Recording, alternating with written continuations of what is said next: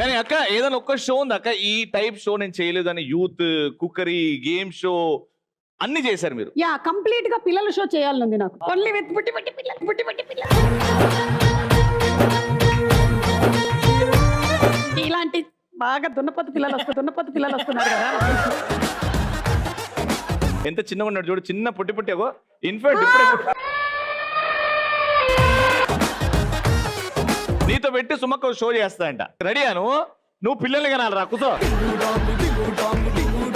ఇందు, నువ్వు అసలు యాంకర్ ఎందుకు అవుదాం అనుకుంటున్నావు? సుమ గారిని చూసి. ఒకవేళ ఇవాళ నేను కాకుండా అనసూయ వస్తే ఇదే చెప్పేది కదా.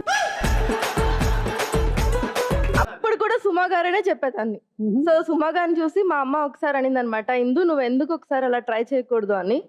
సో అప్పటి నుంచి కొంచెం స్టార్ట్ అయింది. సో అలా అలా స్టూడియో 1 వాళ్ళే నాకు అవకాశం ఇచ్చారు. సో స్టూడియో 1 ఛానల్లోనే మళ్ళీ ఇలా ఈ ప్రోగ్రామ్ చేయడం చాలా హ్యాపీగా ఉంది. కంగ్రాచులేషన్స్. అంటే ఇంతకు ముందు కలిసినప్పుడు యాంకరింగ్ అన్నప్పుడు ఇదే మాట నాకు చెప్పింది. నిన్ను చూసి ఎందుకు అనింది అంటే నీకన్నా బెటర్ గా తను చేయగలను అని అనుకొని. నన్ను చూసి ఎందుకు అనింది అంటే నాలాగా చెయ్యాలి అని.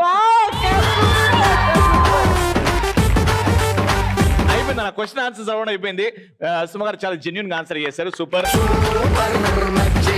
మీరు ఎన్నో ఎపిసోడ్లు ఎంతో మంది మహిళలతోని గేమ్స్ ఆడించారు. అబ్బో, అది ఒక చరిత్ర.